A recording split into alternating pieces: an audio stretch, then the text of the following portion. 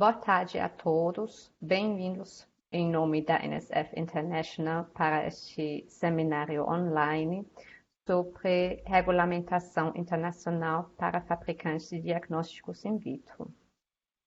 Este seminário é dividido em duas partes. Teremos uma parte de apresentações, são duas apresentações, aproximadamente 15 minutos cada, e vamos entrar no nosso debate da mesa redonda com participação de representantes da Anvisa, das associações e experts da NSF.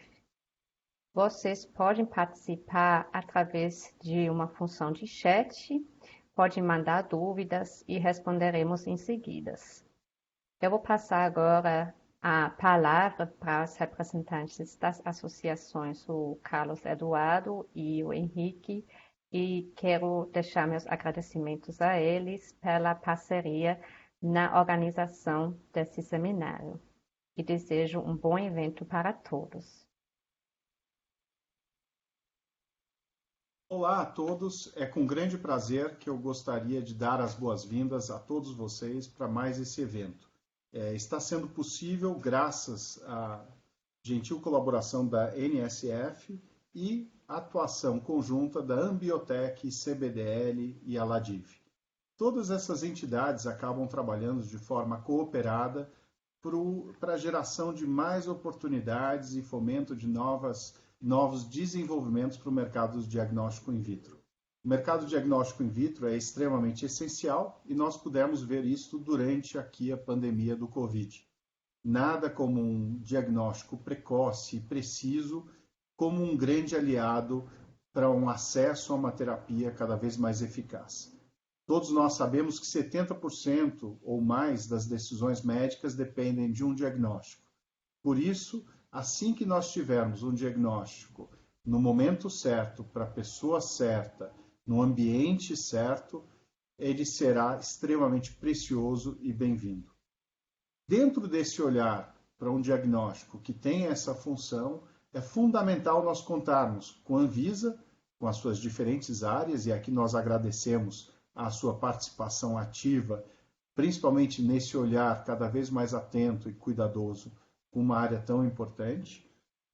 E nós vamos discutir um pouco do futuro, o que está acontecendo em outros ambientes, especialmente na Europa, com a nova regulação para o diagnóstico in vitro, e o seu possível impacto aqui no nosso país. Além disso, vamos falar também um pouco sobre a importância da união de esforços em torno de uma regulação comum, como o caso, por exemplo, de uma iniciativa de se tirar o chapéu, que é o MDSAP, que é um programa de avaliação única para dispositivos médicos, e com isso ver quais são os ganhos e potenciais oportunidades de avanço e redução do tempo para acesso a novos produtos. Bom, dentro desse contexto, eu convido todos a participar, enviem suas observações depois e participem compartilhando depois esse vídeo com seus colegas e todos aqueles que tenham novos interesses até nesse tema. Muito obrigado a todos. Meu nome é Carlos Eduardo Gouveia, sou presidente executivo da CBDL, Câmara Brasileira de Diagnóstico Laboratorial, e da ALADIV, Aliança Latino-Americana para o Desenvolvimento do Diagnóstico in Vitro. Tenham um bom evento. Obrigado. Boa tarde a todos. Meu nome é Henrique Alves. Sou diretor de assuntos regulatórios da Ambiotech e hoje represento aqui a nossa presidente, Vanessa Silva. É com alegria que eu dou boas-vindas a todos os participantes e apresento aqui agora um pouco da Ambiotech. A Ambiotech, a Associação Nacional de Empresas de Biotecnologia e Ciências da Vida, atua há 10 anos no contexto mineiro e agora, nos últimos 2 anos, no contexto nacional. A Ambiotech tem mais de 100 associados com faturamento médio próximo a 1 bilhão, com a perspectiva de aumentar esse potencial, aderindo à perspectiva da diversidade que a biotecnologia traz, trazendo então o contexto da bioeconomia, dos biofármacos, dos bioinsumos, dos bioprodutos e biocombustíveis. A nossa atuação é em várias frentes, na promoção de negócios, na participação de feiras e congressos, e aqui eu cito a importante parceria que a Ambiotech tem com a NSF, que por meio do nosso comitê regulatório, do trabalho da Madalena, vem sempre promovendo cursos e treinamentos, aqui já um agradecimento. Também trabalhamos com apoio aos processos regulatórios das empresas, a inteligências de mercado, e temos hoje a alegria de ter 3 comitês ativos: o Comitê Regulatório, o Comitê de Gestão e o Comitê também de Comércio Exterior. Então, eu dou mais uma vez boas-vindas a todos. As dúvidas elas podem ser colocadas no chat, e esse assunto relacionado à regulação de IVD na Europa, ele é importantíssimo e muito caro para o setor também das indústrias brasileiras, que em sua grande maioria, aos associados aqui da Ambiotech, são também importadores, né? Então, o impacto dessa nova regulamentação, ele recai direto sobre as costas de nossos fabricantes do Brasil. Então, mais uma vez, um agradecimento à NSF, tenham todos um bom seminário. Vamos começar com a parte teórica do nosso seminário, que é sobre o programa MDSAP, os requisitos da 13485. E o meu objetivo aqui é mostrar a relação com o novo regulamento europeu, o IVDR. Eu vou introduzir bem brevemente a NSF International, dar uma visão geral do programa MDSAP, que é interessante para quem ainda não é familiarizado, apresentar o documento Audit Approach, que é um documento novo, e, por último, mostrar como a 13485, o MDSAP e o regulamento da União Europeia estão interrelacionados. A NSF International é uma organização independente com presença mundial e com a missão de proteger e melhorar a saúde humana. A nossa matriz fica nos Estados Unidos, em Ann Arbor, e a presença mundial inclui 175 países e 57 escritórios e laboratórios. Aqui no Brasil, temos um laboratório em Porto Alegre, um escritório com centro de treinamento em São Paulo e eu estou no Rio de Janeiro. A divisão Health Science é uma das 5 divisões da NSF. Eu também quero me apresentar rapidamente e falar da minha função. Sou Magdalena e sou consultora da divisão Health Science Medical Devices na NSF. Eu trabalho há mais de 10 anos na área regulatória, principalmente em consultoria para internacionalização de empresas. Já trabalhava como professora e mentora de programas EAD em universidades da Alemanha e continuo hoje ensinando no programa NSF Online Medical Device Training, fazendo o que eu mais gosto, na verdade, que é compartilhar conhecimento e ajudar outros profissionais a crescer também. Eu me vejo como a ponte, trazendo conhecimento, principalmente nosso conhecimento na empresa e vivências de fora para dentro das empresas no Brasil. E aprendendo e melhorando sempre, acredito que todos que trabalham nessa área de qualidade regulatória conseguem se identificar um pouco, que nunca paramos de aprender, porque nunca para ter mudança, sempre tem algo novo. A sigla MDSAP significa Medical Device Single Audit Program e é uma ferramenta de auditoria, como o nome já disse. O conceito foi criado nos anos 90, quando diversas agências reguladoras estavam revisando os sistemas de qualidades. E chegou até uma harmonização que resultou no programa MDSAP. E os requisitos do sistema de qualidade do MDSAP são baseados na 13485 de 2016, mas o MDSAP ele abrange também as boas práticas de fabricação do Brasil e regulamentações do Japão, da Austrália e dos Estados Unidos. Nos Estados Unidos, hoje o sistema de qualidade é ainda a FDA 21 CIF Part 820, mas a FDA já publicou na agenda de 2020, está ainda na agenda de 2020, que será substituído pela 13485. Já temos novembro, final de novembro, então a FDA tem ainda um pouquinho mais de um mês, talvez a gente veja ainda uma novidade até o final desse ano.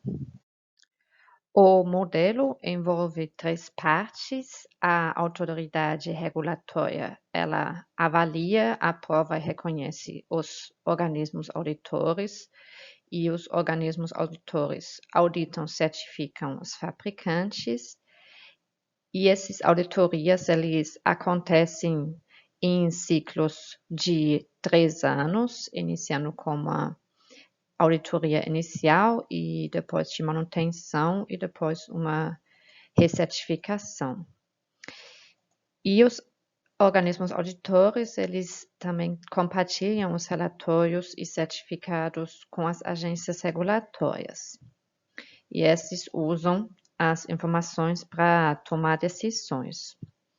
No caso, a TGA da Austrália, ela usa para avaliação de conformidade que é necessário para a autorização do mercado. Na Health Canada, hoje o MDSAP é obrigatório ter para qualquer fabricante que queira comercializar os produtos lá. No Brasil, é usado para emissão de certificados de boas práticas de fabricação. No Japão, pode substituir uma inspeção de fábrica, e nos Estados Unidos também o MDSAP é usado para substituir as inspeções de rotina. E além dos membros MDSAP que a gente estamos vendo, esses 5 tem parceiros. Há 2 tipos de parceiros de International Partners, que são MDSAP Official Observers, no caso da OMS e da União Europeia. A OMS faz uso do MDSAP também na pré-qualificação de diagnósticos in vitro, que é uma avaliação de evidência com foco de uso dessas evidências em países com situações de recursos limitados. E existe também a mais recente categoria de Affiliate Members, que estende os benefícios do MDSAP para outras autoridades regulatórias, que hoje são da Coreia e a ANMAT da Argentina. E quem tem mais interesse, saber mais sobre o tema, eu recomendo assistir o webinar no canal do webinar da Anvisa. Em seguida, eu vou falar sobre o documento Audit Approach, que é um documento recentemente publicado pelo consórcio, e ele substitui os documentos anteriores, MDSAP Audit Model e MDSAP Companion Document. Na verdade, ele junta esses 2 documentos e tem algumas revisões.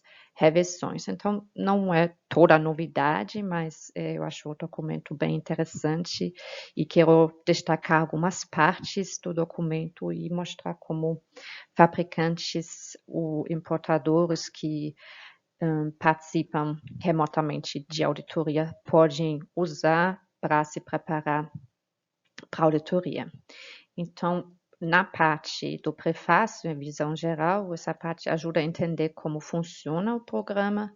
Daí vem 7 capítulos que compreendem tarefas de auditoria, os chamados Audit Task, que são 90 no total. E aqui esse fluxograma mostra a sequência da auditoria e as inter-relações e a ideia da abordagem de processo, né? Daí são 4 processos primários, que é o Management Process, Measurement Analysis and Improvement Process, Design and Development Process e Production and Service Control Process. E todos esses processos têm links para o processo de apoio, aquisição, purchasing, E, além disso, tem mais outros 2 processos de apoio, são processos de apoio adicionais, que é o Device Marketing Authorization and Facility Registration e Medical Device Adverse Event and Advisory Notice Reporting. E a auditoria também avalia à medida que a organização aplica os princípios de gerenciamento de risco, e sabemos que com a 13485 de 2016, essa abordagem de risco no sistema de qualidade, nos processos, ganhou uma notoriedade que é importante que seja sempre relacionado a cada processo. Embora o programa MDSAP é usado principalmente para avaliação do sistema de qualidade, o Audit Approach inclui também requisitos regulatórios. Eu quero apresentar alguns exemplos aqui. O Medical Device File pode ter um conteúdo variado porque ele depende das normas usadas para demonstrar conformidade com requisitos de segurança e eficácia. Exemplo, FDA recomenda o uso de Consensual Standards. Não é esperado que o auditor revisa toda a documentação técnica do produto. Ele vai ter só uma visão geral e ver como que o fabricante montou essa documentação, se ele levou essas indicações de normas específicas em conta. Também, o fabricante precisa ainda regularizar a empresa e os produtos para obter a autorização de colocar os produtos no mercado. Em outro requisito específico em cada dos países são relacionados à notificação de eventos adversos, e aqui um exemplo da tecnovigilância, quero citar a RDC 67 de 2009, que é o exemplo de falsificação. Falsificação é um problema no Brasil, falsificação tem que ser notificado com a Anvisa, mas falsificação não é uma questão em outros países, então é algo bem específico aqui. Já a UDI, o sistema UDI e a rastreabilidade e identificação é algo específico hoje nos Estados Unidos, onde o sistema já está completamente implementado. Mas sabemos que todas as outras autoridades estão também trabalhando na implementação, inclusive o Brasil. Isso pode trazer benefícios, porque o UDI é uma ferramenta que combate a falsificação. Então, isso pode trazer um benefício grande para os fabricantes no final. Eu quero dar uma visão geral da estrutura do documento Audit Approach, porque eu acho ele pode ajudar na adequação do sistema de qualidade e também na preparação, principalmente na preparação da auditoria. Cada capítulo descreve os objetivos, os outcomes esperados e os links para os outros processos. E cada audit task, cada tarefa referencia a cláusula aplicável da 13485, os requisitos regulatórios específicos e descreve a relação com o gerenciamento de risco. E há explicações em forma de guia, essas que eu acho interessante, porque eles dizem como cada uma dessas tarefas, como funciona a avaliação, o que é esperado e o porquê de ter implementado alguma evidência ou algum processo. Então, acho que é um documento que ajuda nessa forma de entender um pouco mais sobre o sistema de qualidade e de ajudar na preparação da auditoria. E qual é a correlação entre MDSAP, ISO 13485 e o regulamento IVDR? Vamos usar o ponto de saída do IVDR. O artigo 10 descreve as obrigações gerais dos fabricantes. citando alguns aqui, são 15 no total: gerenciamento de risco, avaliação de desempenho, mas também sistema de qualidade e tecnovigilância, entre outros. Interessante aqui é o item 8, porque ele detalha mais os requisitos do sistema de qualidade. O sistema de qualidade precisa estar em conformidade com os requisitos do regulamento IVDR. Isso implica também que ele precisa ter conformidade com futuras normas harmonizadas e as especificações comuns. Então, isso é o grande desafio para os fabricantes, de não atingir somente a conformidade com normas harmonizadas, mas também com todos os requisitos do IVDR. Aí minha colega Robin vai em seguida falar um pouquinho mais sobre esses desafios. Aí, voltando a olhar para todas as obrigações do artigo 10, estamos vendo que é possível correlacionar praticamente todos os itens com os requisitos do sistema de qualidade. Mas como podemos chegar a essa correlação exata? Felizmente, o Comitê Técnico da 13485 já fez essa análise exata de verificar quais itens de qual ponto da norma são atrasados como no regulamento. E essa correlação está descrito no Techno Report 17223, e essa tabela aqui mostra essa relação e explica exatamente a alinhação entre a norma 13485 e o IVDR.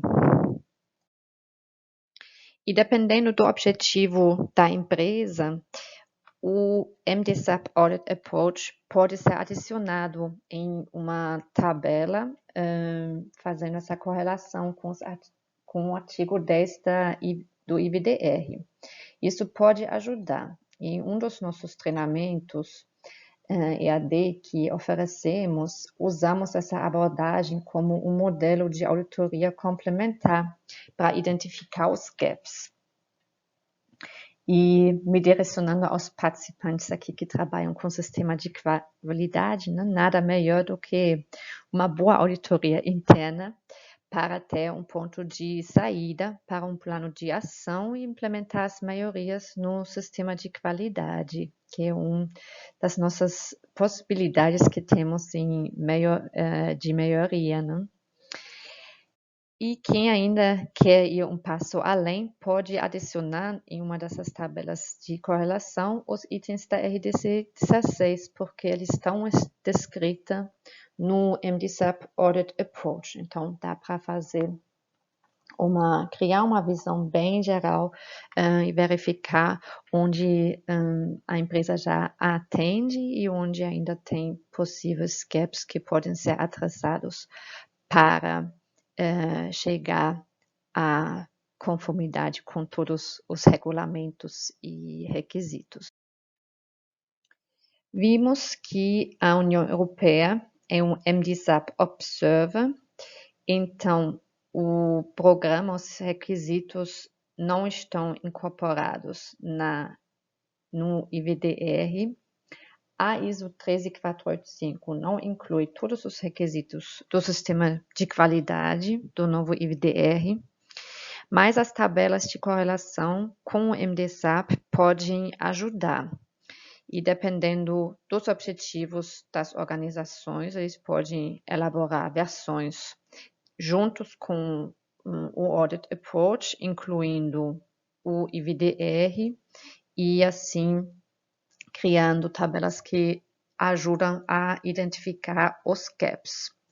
E eu recomendo usar o documento TR 17223 para correlação dos requisitos, e também recomendo baixar o MDSAP Audit Approach, o documento, analisar ele, dar uma olhada mesmo para empresas que ainda não trabalham com MDSAP, porque é um documento muito bem elaborado e uma linguagem fácil de entender também, e eu acho que só pode acrescentar, e como eu falei no início, a gente sempre aprende mais. e em seguida vou passar a palavra para minha colega Robin. Obrigada.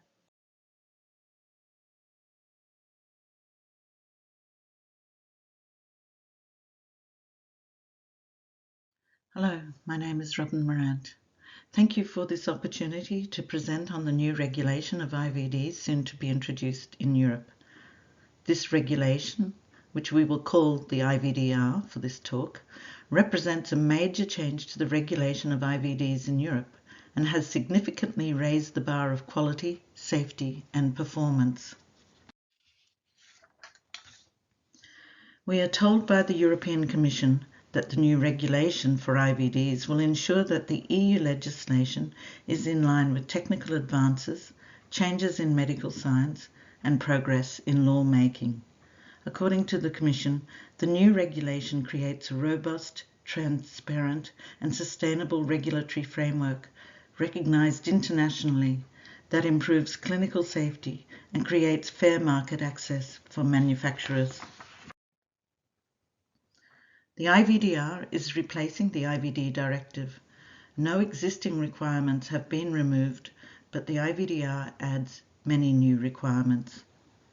In contrast to directives, regulations in the EU do not need to be transposed into national law. The IVDR will therefore reduce the risk of discrepancies in interpretation across the EU market. Let's now look at some of the important changes. The biggest change concerns the risk classification of IVDs and the role of notified bodies. Under the IVD directive, there were two definitive lists of IVDs needing pre-market assessment before CE marking by a notified body. The problem with lists is that they do not reflect the current situation. For instance, COVID-19 was unknown and not on the IVD directive list. The same with certain other infections. As a result, under the directive, COVID-19 diagnostics do not need pre-market assessment. They are self-declared as compliant. And we all know that many CE mark COVID tests have been suboptimal. So lists are inflexible, and it is important to have a system that is risk-based.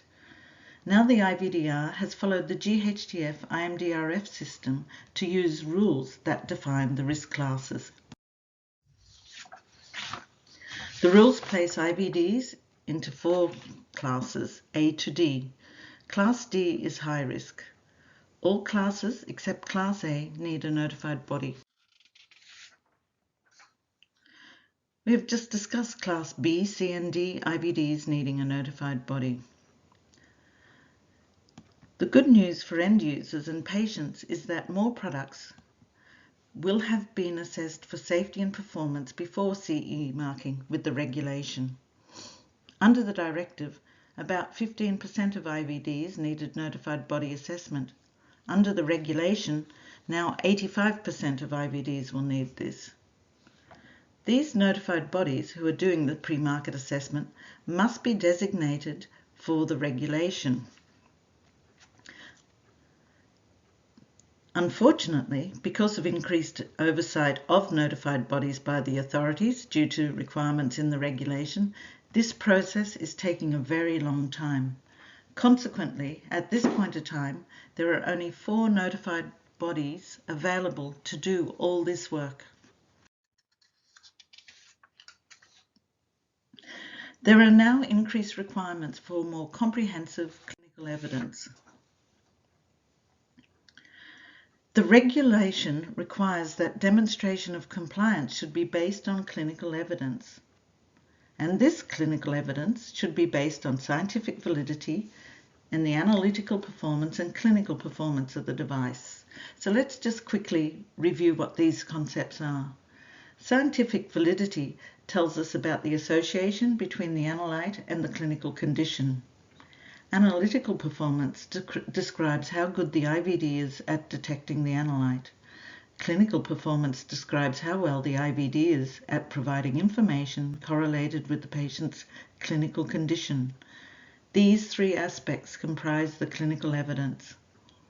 There must be sufficient clinical evidence to ensure that the benefits of using the IVD outweigh the risks, and the manufacturer must maintain the clinical evidence and update it continuously to show that the product stays in conformity. There is a new annex in the regulation devoted only to technical documentation for post-market performance. As with other aspects such as risk, the performance of the IVD must be evaluated on a continuous basis.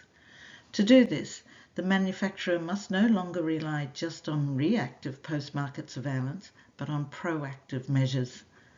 The manufacturer must seek feedback from users, distributors, and importers, assess this information with other data, and undertake continuous performance evaluation.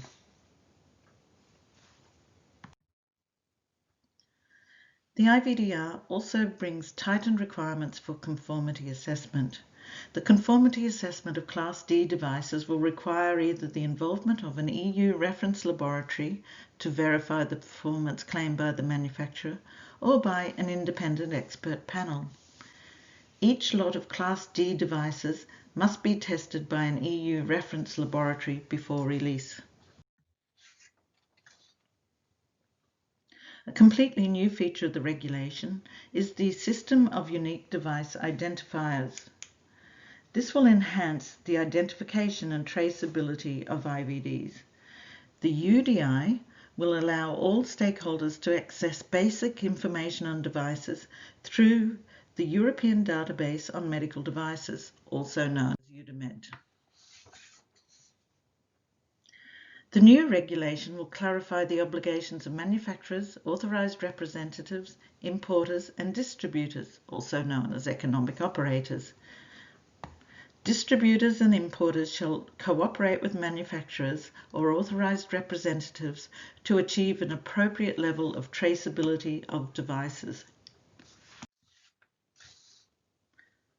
The new EUDAMED database will include information on UDIs, the registration of economic operators and devices, certificates, performance investigations, post-market surveillance, vigilance and market surveillance. The information will be accessible to everyone, including the general public, at different levels depending on their access rights.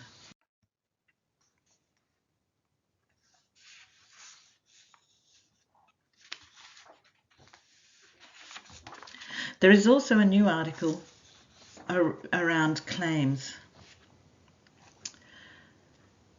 This article states that every claim must have sufficient evidence to support it.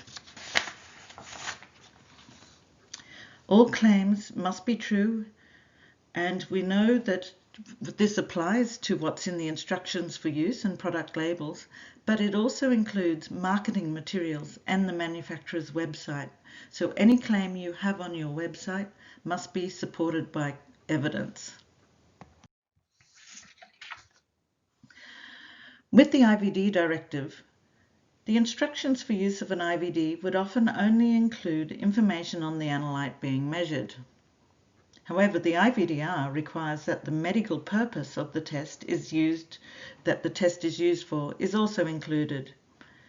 And indeed, the manufacturer must have evidence that the test can be used for such purposes. Some manufacturers are now reducing the claims they make for their IVDs as they do not have the clinical evidence. If the instructions for use or labeling has to change because of the IVDR and because that you have changed your claims, be aware that this may have a big impact on your registrations in other parts of the world.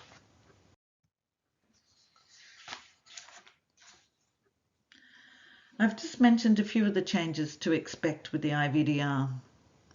I believe that after the regulation is fully implemented, the IVDs that are CE marked will generally be of a higher standard than is of the case now. So ultimately, this new regulation is about enhanced patient safety. It also means that the money governments, hospitals and others spend on IVDs should be much better spent. So it is important to understand the timelines for the new regulation, especially if you are exporting your IVD to Europe. Let us go slowly through this slide.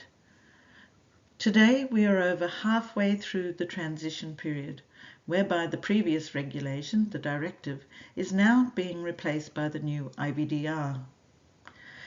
From the 26th of May 2022, the IVDD will no longer apply.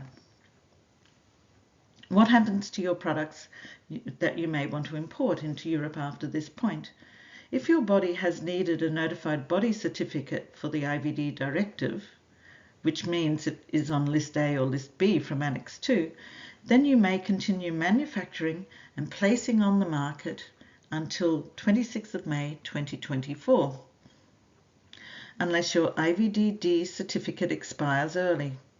Any product you have already placed on the market up until that time can continue to be sold until 26th of May 2025.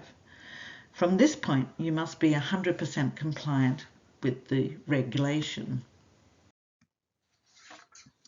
But most IVDs do not have a notified body certificate under the directive. What happens to them? They must either be IVDR compliant, meeting the new regulations, or the manufacturer can no longer place them on the EU market as of 27th of May 2022. Any product not on the market at that date can no longer be bought into the EU unless it is IVDR compliant. However, any IVDs already on the market as of 27th of May 2022 can continue to be made available until 26th of May 2025. This sell-off period will be good for instruments and other IVDs that do not expire quickly. So thank you for this opportunity to introduce you to a number of the important changes with the IVDR. The new regulation is complex. There is not sufficient guidance available yet regarding many aspects of its implementation. However, we at NSF are working hard to advise our clients on best practices for meeting these regulations. Thank you for your attention. Boa tarde a todos. Quero agradecer que todos que seguiram aqui o convite para a nossa mesa redonda. Eu quero me apresentar rapidamente. Magdalena é meu nome, eu trabalho na NSF International e hoje eu vou deixar a palavra mais com a Letícia, que vai conduzir a nossa mesa redonda. Eu vou fazer as traduções para inglês e temos nossa convidada especial da NSF, a Robin Morin, e uma especialista na área, e para ela a gente vai ter sempre uma tradução para inglês, o que a gente pergunta, o que ela responde, para todos conseguirem acompanhar. Letícia, por favor. Olá, boa tarde a todos. Para mim é um enorme prazer estar aqui na companhia de amigos de tantos anos, para discutir temas de extrema relevância para o setor de dispositivos médicos de diagnóstico in vitro. Eu sou Letícia Fonseca, sou uma pessoa apaixonada pela regulação de produtos diagnósticos, uma área que eu atuo já desde janeiro de 2000. E atualmente eu sou diretora executiva da Aliança Latino-Americana para o Desenvolvimento do Diagnóstico in Vitro e vice-secretária executiva da Coalizão Interamericana de Convergência Regulatória do Setor de Tecnologia Médica. Seguindo na apresentação dos participantes, eu pediria a Marcela que fizesse a sua introdução. Boa tarde a todos, meu nome é Marcela Abreu, eu sou gerente de produtos para diagnóstico in vitro da Anvisa, atuo nessa área na agência já há 15 anos e agradeço o convite e a iniciativa do grupo de discutir um tema tão relevante e de grande importância nessa atualidade. Muito obrigada pelo convite. Obrigada, Marcela. Tiago, por favor. Boa tarde a todos, meu nome é Tiago Rezende. Eu trabalho na Anvisa desde 2007 e com dispositivos médicos desde 2011.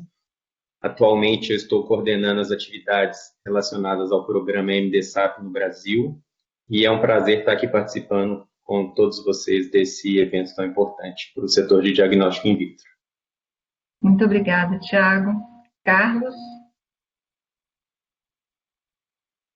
Bom, muito obrigado por estar aqui junto com vocês, por vocês estarem disponibilizando esse tempo. Meu nome é Carlos Eduardo Gouveia, sou presidente executivo da CBDL e presidente da ALADIV, Aliança Latino-Americana para o Desenvolvimento do Diagnóstico in Vitro, que é uma iniciativa pioneira que reúne exatamente academia, governo e indústria em prol do desenvolvimento do mercado de diagnóstico, trazendo temas como acesso, como qualidade, inovação, exatamente para discussão por todos da sociedade. E agradeço aqui a NSF, em nome da Robin Moran, para exatamente possibilitar, amiga de longa data e grande apoiadora do mercado de diagnóstico. Obrigada, Carlos. Henrique, por favor. Boa tarde, pessoal. Meu nome é Henrique Alves, eu sou diretor técnico de assuntos regulatórios da Ambiotech. Estou aqui representando a Vanessa Silva, a nossa diretora, que infelizmente não pode estar acompanhando com a gente porque ela está melhorando da infecção do Covid, graças a Deus agora sem risco nenhum. A Ambiotech é uma associação que já tem 10 anos, eu estou há 8 anos participando ativamente e é uma missão importante estar aqui com vocês e agradeço a oportunidade de fazê-los com vocês. Muito obrigada, Henrique. Robin, can you introduce, please?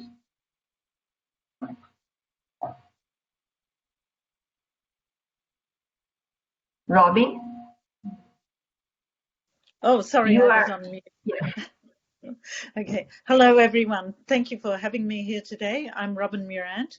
I'm an executive director in regulatory consulting for NSF, and I have been in the world of IVDs for many decades, both as a laboratory, head of a laboratory. I've also been the regulator of IVDs for Australia, and I've worked at WHO in IVDs, where I've met many of the team here today. And now I'm consulting to make sure that products that come to market are the very best they can be. Thank you. Thank you, Robin. Kívia, por favor.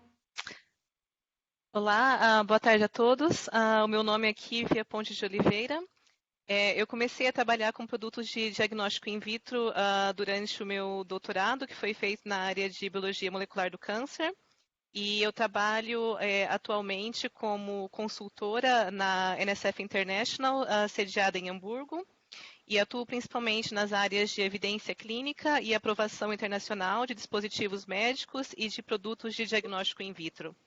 Eu gostaria de agradecer aos organizadores, por essa oportunidade, pelo convite de estar aqui hoje e poder discutir com vocês sobre os novos requisitos internacionais para os fabricantes de produtos para diagnóstico in vitro. Muito obrigada, Kívia. Muito obrigada a todos pelas apresentações. Bom, nossa discussão ela vai ser encaminhada baseada em alguns questionamentos que foram mandados às associações por empresas, né? E nós vamos tratar de 4 temas distintos. O primeiro tema, ele diz respeito à regulação de dispositivos médicos para diagnóstico in vitro na União Europeia, que é o regulamento número 746 de 2017. Esse é um tema bastante atual e, por isso, a necessidade de trazer a discussão dele aqui para esse público.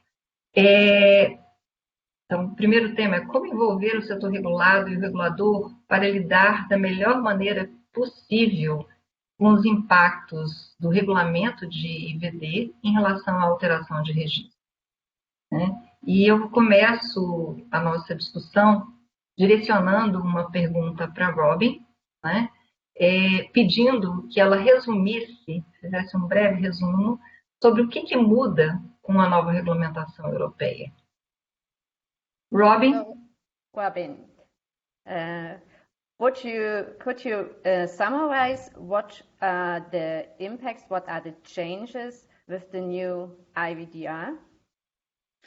It's very hard to reduce several hundred pages into a few words, but basically the biggest impact is there is going to be a classification scheme that means that most diagnostic tests that in the past did not need pre-market assessment now will need pre-market assessment. There is also a large requirement for clinical evidence. So you need to show that your device has a medical purpose and you have to have the evidence for it. And this is a big change. And this has impacts on many things. Do you have the clinical evidence? Does your labeling reflect the change? So there are also new requirements for reporting, many new requirements for reporting. Also for the distribution chain.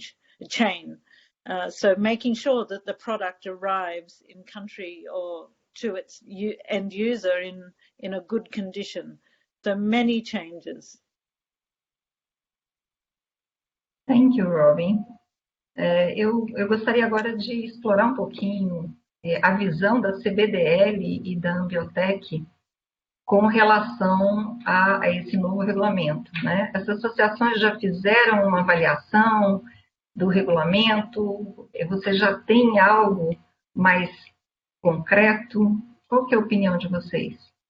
Por favor, Carlos, eu pediria a você que começasse com uma explanação da visão. Perfeito.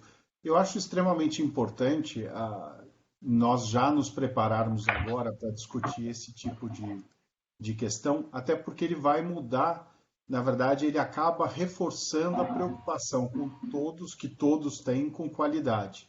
E aí a qualidade, desde a finalidade de uso, a qualidade com a questão do próprio produto, com seus componentes e toda a comunicação que se faz dentro de uma linha de convergência. Por exemplo, uma das mudanças é a introdução do UDI, ou de números que possam garantir a rastreabilidade. Acho que a própria Robin e a Madalena vão falar um pouco disso. Isso já vai dar algumas características que nos ajudam aí a ter um controle de todo o processo. A princípio, as mudanças que estão acontecendo dentro da resolução europeia, para a IVD, ela não vai alterar a qualidade do produto. Ela vai, na verdade, trazer alguns requisitos que vão reforçar essa importância com a qualidade. O que talvez afete um pouco é a classificação de risco, que ela muda, pelo que eu entendo. Então, ela pode mudar para alguns produtos e isso pode gerar algum impacto, eventualmente, na demanda de atualização de produtos junto à Anvisa, que é depois até o que eu gostaria de ouvir a opinião também da Marcela a respeito, né? Nós temos, no mercado brasileiro, uma predominância de produtos importados. A maioria, de fato, vem da Europa, uma boa parte vem dos Estados Unidos e, finalmente, a Ásia responde por outra parte bem relevante. Como o impacto das novas resoluções em substituição às diretivas anteriores, eles vão afetar o mundo como um todo, não só o fabricante europeu, mas até aqueles outros fabricantes que exportam para a Europa também, obviamente eu entendo que o mundo inteiro estará olhando para um outro patamar de qualidade em termos de processo e em termos de controle. Eu repito que, de novo, ainda é difícil para a gente dimensionar o impacto na Anvisa, porque o produto em si não vai ter grandes alterações. O que vai ter é a forma de comunicar, a forma de representar e a forma de, eventualmente, atualizar até os próprios dossiês de registro, né? Então, isso pode, eventualmente, sim, trazer uma maior ou menor, talvez, necessidade de trabalho da Anvisa em revisão dos seus registros atualmente depositados lá, em função dessa classe de risco que, se aumentar muito, talvez, né, traga um pouco de trabalho. Até depois eu abro para discussão se é essa a visão dos colegas também. E Henrique? Obrigada, Carlos. Henrique, e a Ambiotech? Vocês já avaliaram? Como é que estão as discussões relacionadas ao regulamento europeu? Bom, dentro da associação, nós temos um comitê regulatório que discute diversos temas. Em sua grande maioria, são empresas fabricantes ou importadores de kits para diagnóstico in vitro. Então, o que a gente percebe é que essas empresas ainda estão recebendo, aos poucos, as informações dos fabricantes europeus em relação às alterações que vão acontecer nos produtos. Pouquíssimas empresas já têm ao certo as informações que vão ser alteradas. Essas alterações estão muito relacionadas a essa reclassificação dos riscos que acontece com esse novo regulamento. E, de fato, a gente acredita que o impacto regulatório, haverá um impacto regulatório que as empresas terão que assumir, devendo aí encaminhar alterações de aprovação requerida ou então de implementação imediata dentro desse contexto, e até mesmo algumas alterações que não são objeto de envio e peticionamento para a Anvisa. Mas, de toda forma, de fato, o tema é importantíssimo. Grande parte dos fabricantes associados à Ambiotech são importadores e importam os produtos da Europa. Então, haverá, sim, a gente acredita que haverá um impacto, a gente não tem como ainda dimensionar, como o Carlos até pontuou, mas, de fato, as empresas estão se preparando para receber essas informações dos fabricantes e direcionar essas informações à Anvisa. E tanto a Ambiotech quanto a CBDL, vocês já iniciaram algum processo de discussão com os associados em termos de fazer um evento, explorar um pouco mais esses requisitos? Na verdade, Letícia, esse vai ser o primeiro grande evento. Até agradeço a todos aqui presentes, porque a gente inicia uma discussão que é importante, ela não foi feita de forma ampla, mas é necessária. Hoje, a gente estima que com o sistema da Europa, com as diretivas, acho que só 20% acabava sendo objeto de algum rigor maior, em termos de registro na União Europeia, e com o novo sistema, talvez 70%, 75% dos produtos passem a ter um rigor maior. Se isso acontecer, de novo, eu imagino que sim, vai acabar impactando aqui o Brasil na atualização dos nossos produtos junto à Anvisa, né? Principalmente por questão das classes, né? O novo sistema deles. Ok, obrigada, Carlos.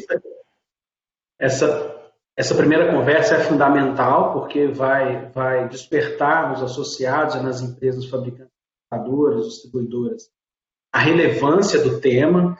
Então, eu acredito que esse primeiro evento, agradecendo a CF, DL, Padiv, Anvisa, esse evento vai ser um evento que vai trazer esse tema e acho que preocupar de maneira positiva as empresas. E a Ambiotech pretende, justamente com o seu comitê regulatório, trazer essas discussões. A Ambiotech hoje tem uma diretoria específica voltada para os assuntos de diagnóstico in vitro, que vai começar a conduzir esses trabalhos em relação à convergência regulatória e, de fato, também trabalhos no sentido de melhorar a qualidade dos produtos fornecidos pelas empresas. Ok, obrigada, Henrique. Eu gostaria agora de perguntar, de abrir para discussão, né, com a participação da Anvisa, da CBDL e da Ambiotech, né, nós estamos de frente para um novo tema, para um novo desafio, né, que a gente não tem ainda mensurado os reais impactos, né, mas a gente trabalha com documentos da própria União Europeia, comunicando as principais mudanças. Então, eu queria que vocês discutissem um pouquinho, né, se existem formas da gente conseguir trabalhar em conjunto, maneiras de reduzir impactos, tanto com relação ao volume de petições futuras, quanto as questões também relacionadas ao tipo de petição, né, se uma alteração que deve ser reportada à Anvisa, ou se é uma alteração de implementação imediata, ou mesmo a possibilidade de tratar esses temas como alterações não reportáveis. Então, eu pediria primeiro a Marcela, né, que ela trouxesse um pouco de como que esse tema está sendo tratado dentro da Anvisa e abrisse a discussão. Bem, obrigada, Letícia. Eu acho que toda mudança que ocorre em jurisdições de grande impacto, como da Comunidade Europeia, elas refletem mundialmente, né? Então, a gente vem acompanhando desde a proposta da mudança da diretiva, e a gente fez algumas avaliações internamente, justamente para tentar mensurar como é que seria o impacto. Então, hoje a gente percebe da seguinte maneira: a RDC 36, que é o regulamento utilizado para regularizar produtos IVD no Brasil, ela desde 2015, ela traz um texto muito alinhado às discussões que vêm acontecendo no Fórum Internacional de Reguladores, que é o IMDRF. Então, ela é uma tradução muito próxima daquilo que foi discutido e a gente está sempre alinhado às discussões em âmbito internacional. Então, o que a gente percebe é que na questão da classificação de risco, por exemplo, como está sendo colocado como grande impacto, ele de fato vai acontecer, mas para a regularização dos produtos na Europa, né? Porque ele muda parte das classificações e muda a forma como as empresas terão que apresentar informações ou desafiar os seus produtos. No caso do Brasil, quando a gente fez um comparativo, e até considerando a consulta pública que a gente colocou em relação às regras de classificação, a única diferença sensível que a gente poderia apontar seria em relação aos produtos para monitoramento de carga viral, que na Europa eles são considerados produtos de classe 4, e que no caso aqui do Brasil a gente considera produtos de classe 3. Tá? Então, estaria um pouquinho... Para o Brasil não traz um impacto grande, porque a qualidade e o tipo de informação a ser apresentado ele é o mesmo, inclui também evidências clínicas e, em algumas situações, o desafio laboratorial, que no caso do Brasil é chamado de análise prévia.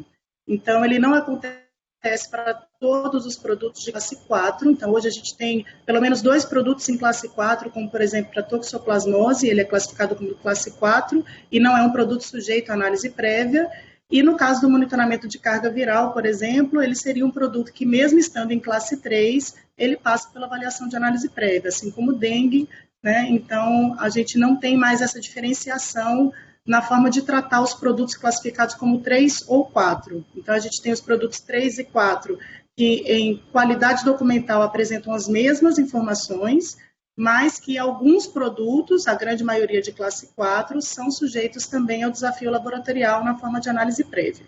Então, assim, para o Brasil, a gente não percebe que vai ter um impacto grande nessas alterações quanto à regularização dos produtos no formato que já existe. O que muda em relação a isso? É a forma de disponibilizar as informações nos textos de rótulo e instrução de uso. Então, a gente teve a oportunidade, algumas empresas se organizaram, submeteram questionamentos para a gente, para avaliar se essas mudanças que aconteceriam no formato, elas trariam impacto no número de petições que eles teriam que fazer, porque a gente está falando de todos os produtos, né, regularizados quando são vendidos globalmente. E o que a gente percebeu é que a grande maioria das alterações que foram colocadas são alterações hoje classificadas como não reportáveis. Então, a gente tem a vantagem de hoje ter uma resolução recente, que é a RDC 340, né, que entrou em vigor esse ano também, e ela trouxe a possibilidade de trazer a classificação nas formas de alteração e os tempos de avaliações completamente diferentes. Então, assim, eu acredito que o desafio para as empresas em relação à adequação dos produtos no Brasil, ele vai ser bem menor do que o movimento contrário, do que sai do Brasil para a Europa, ou dos que já estão na Europa e precisam se adequar ao novo regulamento. Mas para aquilo que já está hoje regularizado no Brasil, a gente vê uma proximidade muito grande, inclusive em classificação, dentro da proposta que já foi colocada pela Comunidade Europeia. Então, eu acho que o impacto ele vai ser dos menores possíveis. Caso as empresas identifiquem um volume muito grande de alterações a serem feitas, que seriam alterações, por exemplo, reportáveis, né, requeridas, aqui é o termo que a gente utiliza, que depende da avaliação para poder ser implementada, o que a gente sugere é que eles façam agrupamentos por tipos de alteração. Então, assim, eu estou fazendo alterações de finalidade. É lógico que todas elas serão avaliadas individualmente, mas submeter blocos de alterações que são comuns. Então, eu preciso alterar a validade, eu reúno todas que eu altero validade e submeto conjuntamente. A gente vê um ganho em produtividade muito maior quando a gente lidar com o mesmo conjunto de alterações. Então, isso facilitaria. Mas, como a gente não tem nenhum dado concreto ainda para poder trabalhar, eu acho que as estratégias vão surgindo conforme as empresas vão percebendo a necessidade de mudança. E a gente está aberto para poder apoiar no que for preciso. Excelente, Marcela. Muito obrigada pela sua resposta. Carlos, na visão da CBDL, como vocês acham que vocês podem contribuir nesse processo, dando maior previsibilidade, tanto para a Anvisa quanto para o setor, com relação ao impacto e o volume de petições futuras? Eu acho que a Marcela colocou muito bem. Acho que o impacto, a princípio, com informações, eu acho que elas não vão ser... As informações que vão se alterar, na maioria dos casos, não são essas mais sensíveis, então acho que não tem um impacto direto, porém, são informações importantes de serem reportadas. Então, tirando aquele caso de eventuais migrações de classe de risco, né, as classes de risco europeias lá, A, B, C e D, né, que eles vão mudar, tirando essas migrações do que hoje é uma classe 2 aqui no Brasil, possa ir para uma classe C de lá, ou alguma coisa do gênero, eu acho excelente fazer algo organizado, como a Marcela sugeriu, de tentar agrupar, e aí sim a gente fazer, a partir agora desse nosso evento, fazer uma convocação para as empresas para que comecem a levantar junto às suas matrizes quais são tanto as mudanças que serão implementadas lá, qual o cronograma, porque na verdade como a resolução só vai entrar em vigor a partir de 2022, as empresas estão tendo aí um espaçamento para os tipos de mudanças que vão desde a rotulagem, finalidade, a questão da certificação com os organismos certificadores. Então, tudo isso vai ter aí um ritmo diferente. Mas eu concordo com a Marcela, como a gente já fez no passado em outros momentos, tentar agrupar e organizar até para que isso afete não só muito pouco as empresas que estão pedindo alteração, mas até as demais empresas que têm os ritmos normais de peticionamentos dentro da GVIT, né? Para que a gente não acabe influenciando de forma negativa no tempo de registro, que hoje é ótimo dentro da GVIT, a gente tem uma rapidez muito boa, e isso não poderia e nem deveria ser prejudicado por esse tipo de atualização. Então, a CBDL, junto com a BioNTech, a gente pode organizar isso, Marcela, e tentar sugerir cronogramas de peticionamento de acordo com o tipo de alteração, como você sugeriu. Muito obrigada, Carlos. Henrique, na visão da Ambiotech, como vocês podem contribuir nesse processo? O que foi exposto pelo Carlos e pela Marcela, acho que é de fundamental de implementação. A organização prévia ela é fundamental. Então, veja bem, ter o cronograma enviado, receber o cronograma dessas dos fabricantes europeus é fundamental.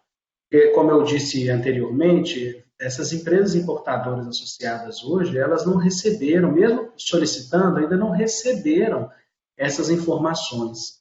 E para que elas pudessem se organizar enquanto a infraestrutura e o volume de trabalho que teriam de fazer.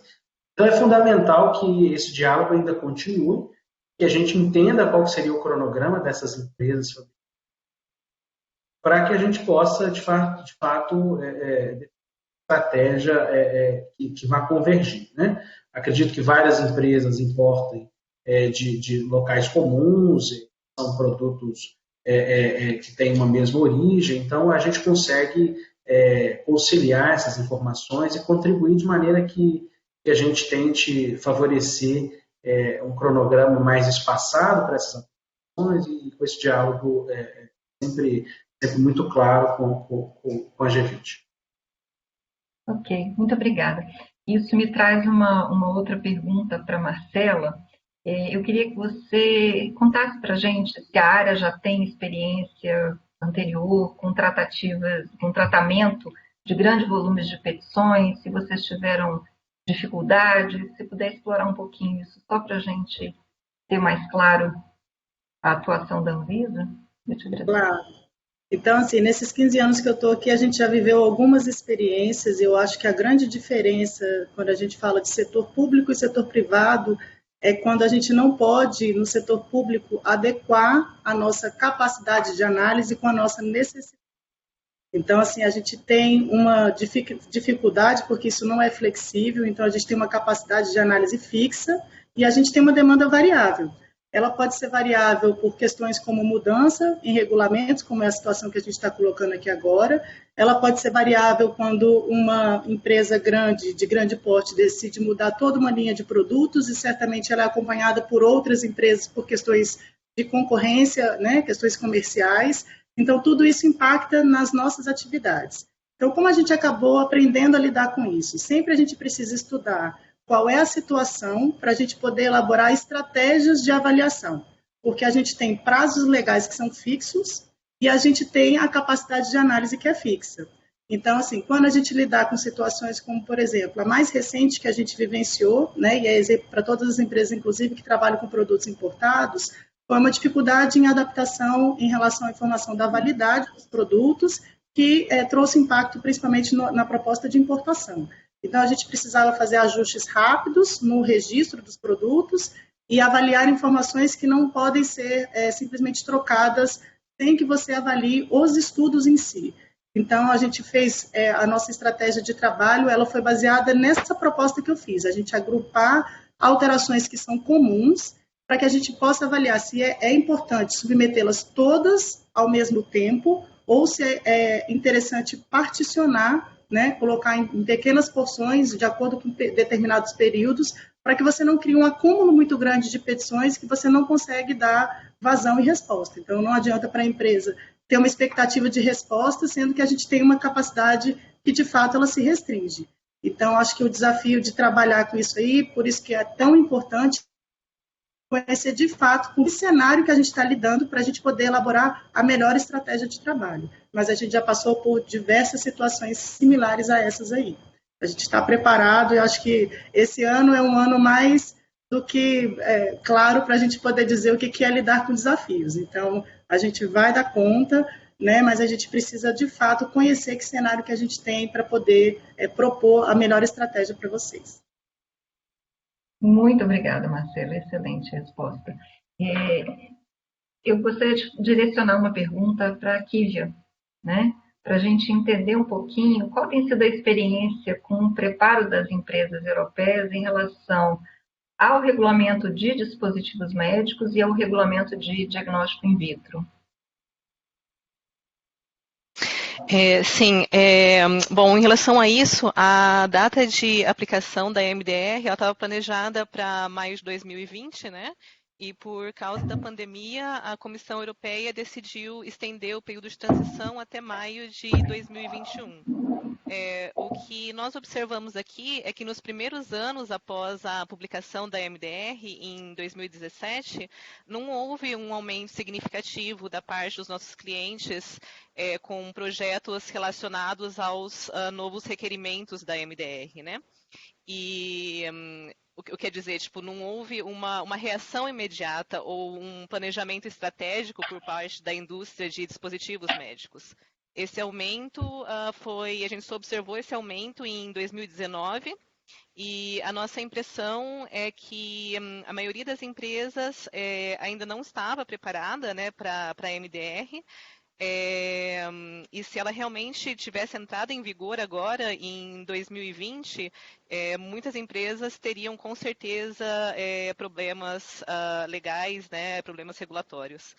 E as áreas em que as empresas mais precisaram dos nossos serviços foram as áreas relacionadas com as avaliações clínicas, principalmente a preparação do plano e do relatório, né? E a parte de avaliação de biocompatibilidade, os documentos de usabilidade, os documentos de gerenciamento de risco. Então, assim, a maioria deles estavam ainda desatualizados, e o preparo de um plano para o sistema de vigilância pós-comercialização. Então, assim, esses foram as áreas em que as empresas tiveram mais dificuldades, né? As empresas que produzem dispositivos médicos. E agora a IVDR está planejada para 2022, e eu vou passar a palavra então para Robin, para que ela possa dizer um pouquinho de como tem sido a experiência dela com os fabricantes europeus de produtos para diagnóstico in vitro. Robin? Obrigada. Yeah, Robin, what we want to know is the readiness of the manufacturers of IVD devices. Okay, sure. We have to remember that the majority of diagnostic devices are made by a large number of very small manufacturers. The small percentage of high-risk devices are usually made by the very wealthy manufacturers who have lots of experience, and those manufacturers are ready. They are ready for the IVDR. But already, you see, if they had high-risk devices before, they already know what to go through for a conformity assessment. My real concern is there is still a large number of manufacturers who are very small enterprises and have not even started to be ready. It's less than 2 years away, and this is it's a very big difference between the directive and the regulation. So I am very concerned that there will be many products that will not be able to be placed on the market in Europe when the regulation comes in. I think it's a big concern for everyone. Okay, thank you very much, Robin. Eu vou só resumindo aqui o que a Robin falou. Então, há uma diferença grande entre o tipo de produto e as empresas que fabricam esses produtos. Então, os produtos de alto risco, que são geralmente fabricados por empresas de grande porte, que já passaram com a diretiva por avaliações de conformidade. Essas empresas estão preparadas, sim, mas a maioria dos produtos são fabricados por empresas de pequeno porte, principalmente os de baixo risco, que nunca foram avaliados por organismos notificadores com a marcação CE como conhecemos hoje. E essas empresas que são responsáveis por uma boa parte de produtos no mercado não estão preparados. E isso é uma grande preocupação que possa ter um momento que não temos produtos suficientes para as demandas. Realmente é bastante preocupante. Eu agradeço a Kívia, a Robin e você, Madalena, e com isso a gente encerra o nosso primeiro tema. E nós vamos partir agora para o segundo tema, que é relacionado ao Medical Device Single Audit Program e a certificação de boas práticas de fabricação. Eu gostaria de perguntar para o Thiago, né, quais são as vantagens para os fabricantes brasileiros em aderir ao Medical Device Single Audit Program? Obrigado, Letícia. Então, o programa MDSAP, ele é um grande programa de convergência regulatória na parte de boas práticas de fabricação de dispositivos médicos, em que foi desenvolvido um modelo único de auditoria para contemplar requisitos dos 5 países participantes. O grande foco do programa sempre foi a economia de recursos, tanto das autoridades sanitárias participantes quanto dos fabricantes. Então, um fabricante de dispositivos médicos, ele poderia receber, que vende, que comercializa seus produtos nesses 5 países, ele poderia receber até 5 inspeções sanitárias e com o programa MDSAP, uma auditoria apenas vai atender os requisitos desses 5 países, tá? Para você ter uma ideia da economia que isso vem gerando, no caso da Anvisa, a Anvisa ela realizava cerca de 300 inspeções internacionais por ano nos anos de 2016, 2017 e 2018. No ano passado foram realizadas apenas 70 inspeções internacionais, porque grande parte dos certificados foram concedidos pelo meio do MDSAP. Então, assim, a gente tem um foco na economia de recursos tanto das autoridades quanto dos fabricantes. Outra vantagem muito grande para os fabricantes é que, mediante um resultado positivo do MDSAP, ele tem facilitado o acesso em 5 grandes mercados, na verdade hoje mais do que 5, né? Porque um resultado positivo do MDSAP abre caminhos para a comercialização dos produtos no Brasil, nos Estados Unidos, Japão, Austrália e também no Canadá. E hoje, o número de países que utilizam o programa estão só aumentando. A gente conta hoje também com 2 novos membros, que são Argentina e Coreia do Sul. Tá? Então, é uma outra grande vantagem abrir portas para esses importantes mercados. Além disso, um certificado do MDSAP ele tem é reconhecido como um grande padrão internacional de qualidade. Tá? Hoje, o programa tem crescido, é um programa respeitado. Por exemplo, a Organização Mundial de Saúde ela utiliza os relatórios do MDSAP para poder selecionar os fabricantes de diagnóstico in vitro que vão fornecer produtos para os seus programas. Tá? Então, isso é um reconhecimento da qualidade internacional do programa. No caso específico da Anvisa, uma outra grande vantagem para os fabricantes é a celeridade na certificação concedida pela Anvisa. Tá? Uma certificação concedida via MDSAP é a via mais rápida de certificação, porque a gente não precisa agendar uma inspeção, realizar uma inspeção, avaliar, ter o resultado dessa inspeção. Então, a gente já recebe um relatório MDSAP diretamente do organismo auditor e já concede a certificação de imediato. É uma via bem rápida. No futuro, a gente tem discutido outras vantagens, né? E que isso ainda estão em discussão na Anvisa. Uma delas seria fornecer um certificado de boas práticas de fabricação com a validade diferenciada para os concedidos via MDSAP. Isso está em discussão na agência. E uma outra questão que também vem sendo discutida é a utilização de relatórios MDSAP pelas vigilâncias sanitárias estaduais, em substituição às inspeções que são realizadas por vigilâncias estaduais e municipais também. Então, esses 2 itens estão em discussão para o próximo ano aí na Anvisa. Muito obrigada, Thiago. Uma outra questão, já acho que respondida, mas a gente traz, com relação à aceitação do MDSAP a nível mundial. Você já trouxe os países que compõem o MDSAP, os membros afiliados, a OMS, mais alguma outra experiência, outro país que vocês têm conhecimento, que vem utilizando os relatórios ou certificados emitidos pela MDSAP? A gente tem recebido muito questionamento e realizado, inclusive, eventos para esclarecer dúvidas sobre o programa, né? Porque é um programa relativamente novo. O MDSAP ele teve 3 anos de piloto e agora tem 3 anos que está na fase, de fato, do programa funcionando, né?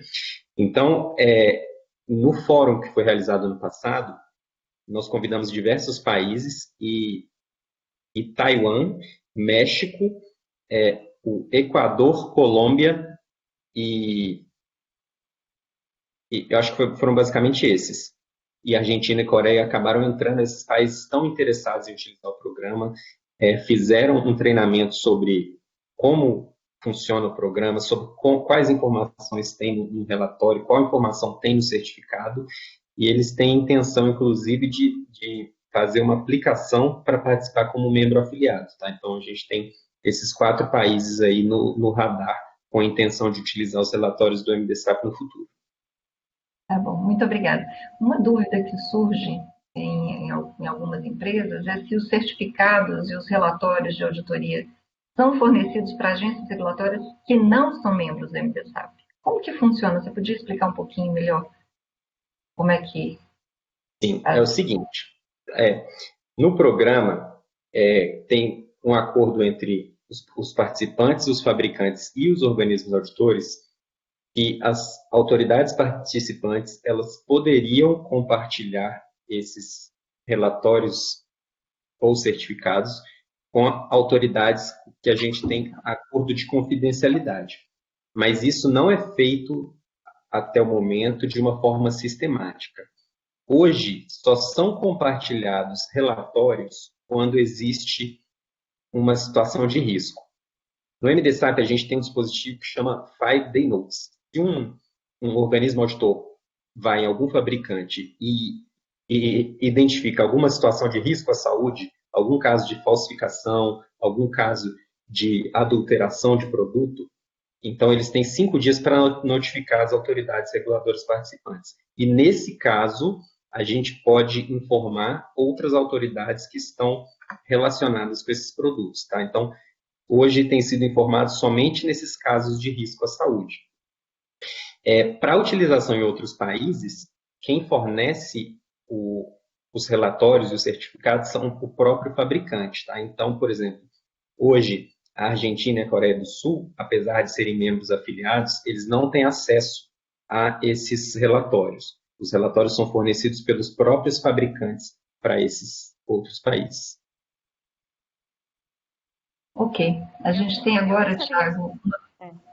Eu gostaria de fazer só uma pergunta, desculpe, Letícia, para Robin, sobre um ponto que o Thiago mencionou, que é a OMS. E a gente tem a Robin conosco, que trabalhou por muitos anos lá, então talvez ela pode, até para os participantes, esclarecer um pouquinho o que é esse reconhecimento do MDSAP pela OMS e de outros assuntos que ela tem acompanhado, como, por exemplo, o Brexit. Então, eu gostaria de fazer essa pergunta para ela. So, Robin, can you tell us a little bit about the WHO pre-qualification and regarding to MDSAP acceptance, and also about other countries that you know that are accepting MDSAP certification, and how is this seen around the world, and what's your experience with this? I have to say that I think more countries are realizing that this is a very sensible way to go. You know, like everyone has limited capacity within the regulatory agencies. So you can't go and do everything yourself. And so to have a program that is based on ISO 13485, that everyone agrees is the basis for quality systems, makes a lot of sense. So WHO pre-qualification is an observer on the MDSAP program, and they acknowledge the importance of MDSAP. WHO acknowledges that it's a very important initiative because one of the major tasks of WHO is to strengthen regulatory systems in countries. And to do this, you have to take countries with virtually no regulation and bring them, create a regulatory system for them that they can manage with limited resources quite often.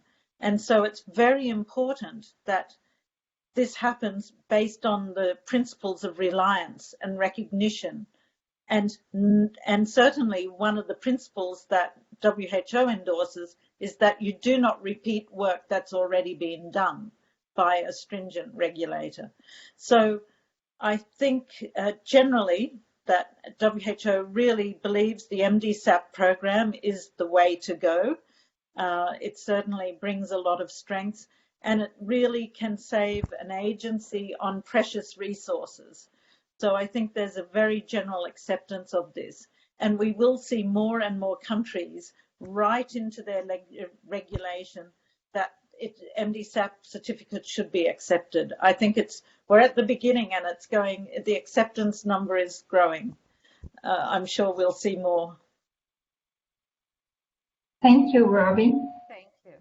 eu vou resumindo rapidinho, espero que eu peguei tudo aqui. Então, é o que a Robin disse, que realmente mesma coisa que o Tiago já falou anteriormente, que mais e mais países percebem que é o caminho certo a se andar, de reconhecer um programa que é baseado na norma 13485 e especialmente a OMS, ela reconhece o esforço e tenta também trazer essa abordagem para países que hoje ainda não têm um sistema regulatório, né? E seguir essas regras para não repetir também trabalho, não criar novos caminhos que dificultam para, no final, os fabricantes terem mais do que uma auditoria necessária. Então, a OMS reconhece e está querendo reforçar mesmo esse conceito e divulgar entre países. Ok, Madalena, muito obrigada pelo resumo. Tiago, nós temos uma dúvida muito específica de um associado, uma dúvida quanto ao prazo de validade do certificado de boas práticas de fabricação emitido com base no relatório do MDSAP. Né? O que acontece quando o certificado do MDSAP vence antes do prazo de validade previsto para a certificação de boas práticas de fabricação? Bom, um exemplo de uma empresa que usa hoje um certificado MDSAP que vai vencer em 2021 para pedir uma certificação de boas práticas. Qual vai ser a data de validade do certificado de CBPF? Bom, essa pergunta é muito pertinente, mas para responder ela, é importante entender como que o Brasil usa o MDSAP. Porque no MDSAP, cada país tem autonomia para utilizar os resultados do programa da forma que bem entender. Então, por exemplo, o Canadá é o único país que o MDSAP é obrigatório. Todos os demais países, o programa é opcional, tá? Então, o MDSAP no Canadá é utilizado por meio do certificado. Então, o certificado canadense acompanha a validade do certificado do MDSAP. No caso da Anvisa, a gente não utiliza o certificado do MDSAP. A gente utiliza o relatório, tá? Então, o relatório do MDSAP é utilizado em substituição ao relatório de inspeção Anvisa. Então, no momento de uma concessão de uma certificação, a gente analisa o relatório MDSAP e, se está tudo ok, representa aquele momento, a empresa atende com as boas práticas de fabricação. E o certificado emitido pela Anvisa vai ter a validade padrão de 2 anos. Tá? Então, a gente usa somente o relatório e a validade do certificado não tem importância para a Anvisa. Excelente. Obrigada, Tiago.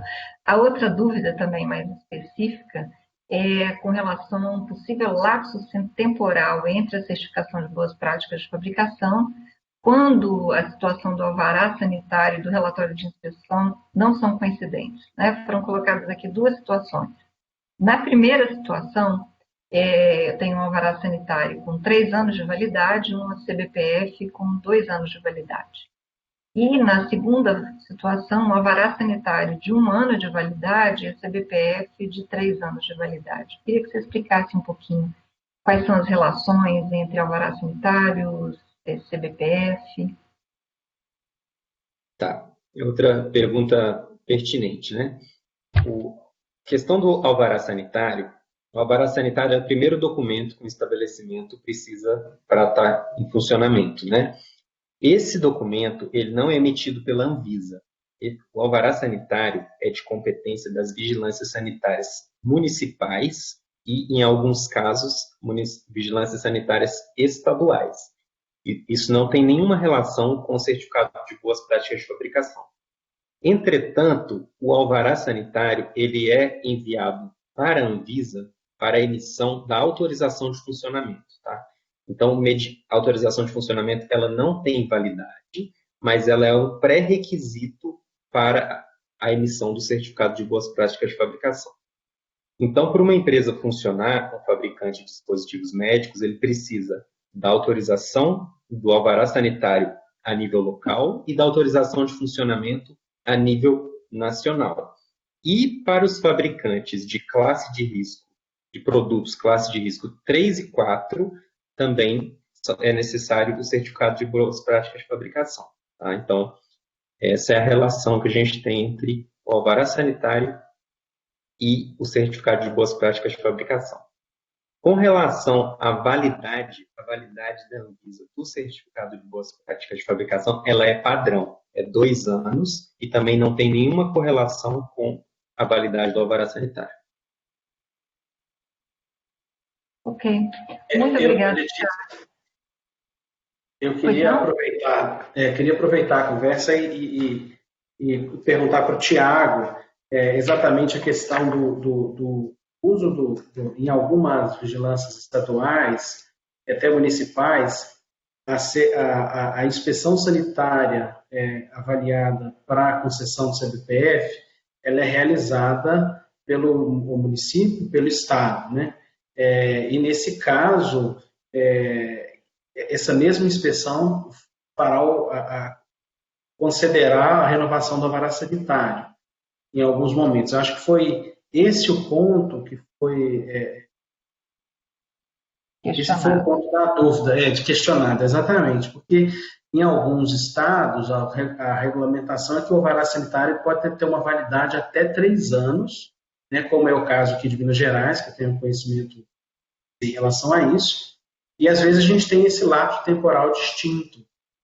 Quando a gente, por exemplo, tem o vencimento do CBPF e o nosso alvará ainda demora 1 ano para eu ser auditado pela Vigilância Estadual Municipal para a concessão da renovação do meu alvará sanitário. Mas, de toda maneira, a gente sabe que tem um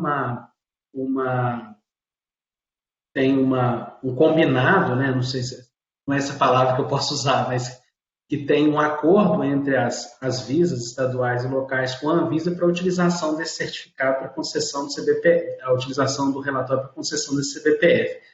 Você sabe dizer alguma coisa em relação a isso, mesmo que não tenha uma ligação direta com o MDSAP, mas relacionado à utilização desse relatório que essas vigilâncias fazem para o alvará sanitário, que também são utilizados para o CBPF? Sim, é o seguinte, hoje está tendo uma mudança nesse cenário. Na questão específica para produtos para a saúde, a Anvisa está assumindo essa inspeção de boas práticas de fabricação em 20 estados, tá? Somente 7 estados vai ficar a cargo das vigilâncias estaduais.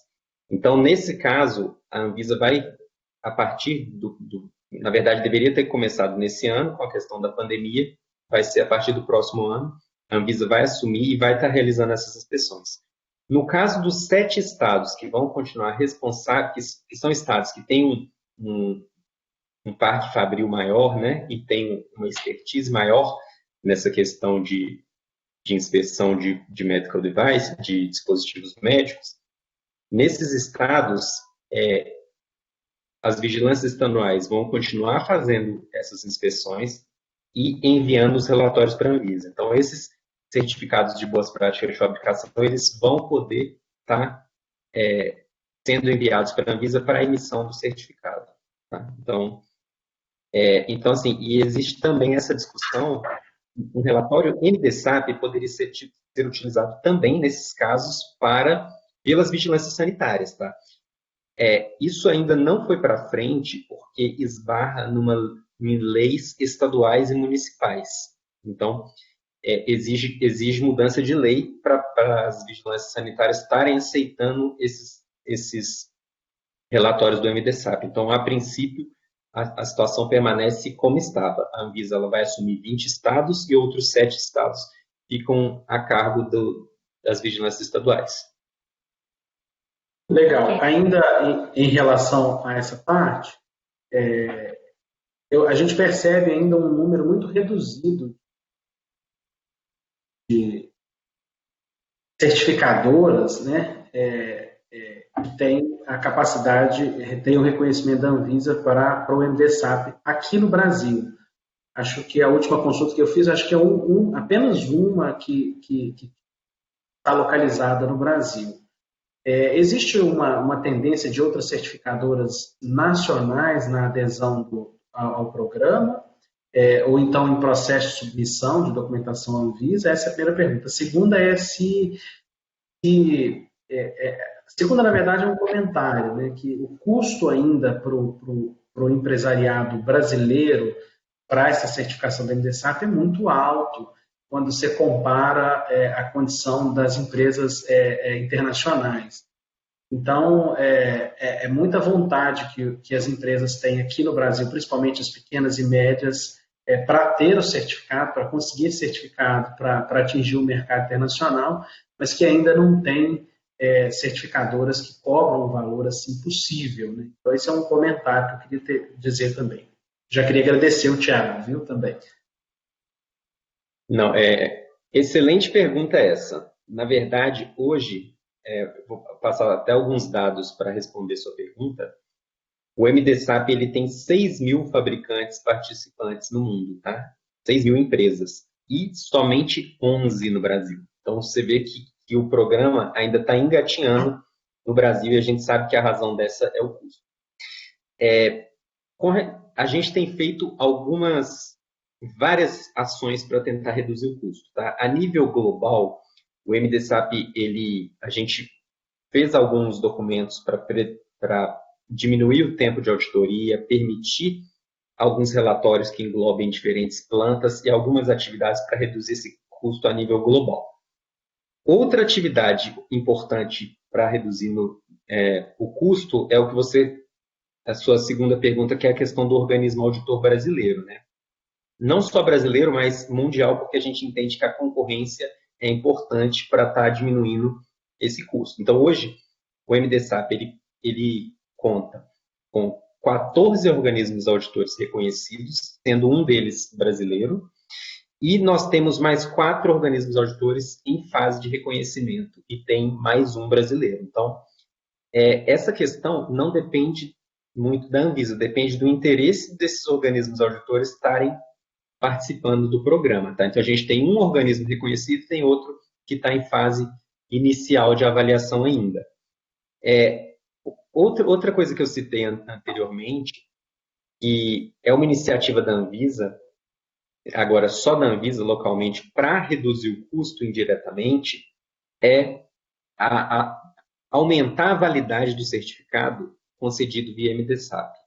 O certificado da Anvisa hoje, a gente sabe que ele tem uma taxa elevada, e o certificado ele vale somente 2 anos. Se o certificado concedido via MDSAP tiver uma validade de 4 anos, o dobro, a gente vai estar barateando o programa de forma indireta, tá? Então, esse é o grande projeto para o próximo ano. Então, a gente espera que a gente possa estar alterando as resoluções necessárias para estar trazendo esse benefício e aumentando a adesão ao programa no Brasil. Muito obrigada, Thiago. Muito obrigada, Henrique, pela intervenção bastante válida. Bom, vamos passar agora para o tema 3, que diz respeito ao cenário regulatório, né? E aí eu trago uma discussão relacionada ao Mercosul, né? A gente sabe de uma consulta pública recente que trouxe alterações na classificação dos produtos diagnósticos in vitro, mas a gente queria entender um pouquinho, Marcela, se há uma discussão para a harmonização da regularização de produtos diagnósticos como um todo dentro do Mercosul. Então, o Mercosul é um outro fórum que a gente participa também, né? E é um fórum de grande relevância econômica, que é muito além da parte de produtos para a saúde, e ele teve várias iniciativas que não conseguiram caminhar ao longo de muitos anos. Então, a gente ficou com os regulamentos Mercosul paralisados por muito tempo, porque o formato do Mercosul exige uma harmonização de alguns termos e da forma de você incorporar a resolução. Então, o que a gente decidiu foi buscar reabrir as discussões junto ao Mercosul naquilo que de fato era possível. Porque hoje a gente tem diferentes realidades, né, quando a gente fala no ambiente da América do Sul, entre os países. Então, isso envolve novamente as questões de capacidades, né, que cada um tem, e isso não pode ser um fator limitante, né? O Mercosul ele não pode ser um bloco econômico com um fator limitante para quem precisa aderir a ele. Então, o que a gente trouxe foi a possibilidade de trazer a convergência no sentido da discussão em relação à classificação e definições. Então, minimamente, esses pontos que foram os que levaram, né, a colocação em consulta pública da RDC 36, eles foram pontos que foram discutidos e foram bem aceitos. Então, eles estariam alinhados à discussão internacional, né, do momento, que traz essa reclassificação dos produtos, que o Mercosul também tem uma aproximação muito grande com o regulamento europeu, né, na sua forma de construção ainda lá no início, e foi uma discussão bem aceita, bem recebida e possível de ser trabalhada. Então, o que a gente tem hoje a nível de Mercosul é a possibilidade de discutir, de fato, definições e a classificação de risco dos produtos. Isso está evoluindo e a gente tem a intenção de já ter uma conclusão a nível Mercosul ainda em abril, até abril, né, que são os prazos que a gente acaba tendo as reuniões. Tá, aproveitando essa pergunta, e já que ela está inserida, tem um nexo total com o tema, eu queria saber se já existe um posicionamento, qual é a expectativa com relação à atualização da RDC 36 na CP 734. A gente teve, infelizmente, a necessidade de interromper essa avaliação. Ela já era para estar concluída há bastante tempo, né, pela situação da pandemia, que reformulou todo o nosso processo de trabalho. Então, nós recebemos as contribuições, essa discussão está sendo retomada agora, no final do ano, agora no mês de novembro, né? Então, na consolidação de todas as contribuições e na avaliação do cenário Brasil frente às propostas que foram colocadas. Então, mais uma vez, a nossa expectativa é que a gente tenha, de fato, uma definição como uma resolução publicada até o mês de abril. Então, a gente precisa acompanhar as inúmeras mudanças que vêm acontecendo, né, tanto nos tempos que a gente precisou interromper em uma situação de emergência, né, da pandemia, como também nas mudanças recentes que a gente tem, inclusive, da diretoria da própria agência. Então, a gente tem essa expectativa de trabalho. Então, se a gente puder estimar prazo, a nossa estimativa de conclusão é que esse tema ele não dê continuidade na agenda regulatória do próximo ano, para que ele esteja, de fato, concluído como uma resolução publicada até o mês de abril. Então, esse é o tempo que a gente está trabalhando com tudo que a gente ainda precisa, as etapas que a gente precisa passar dos trâmites internos. Ok.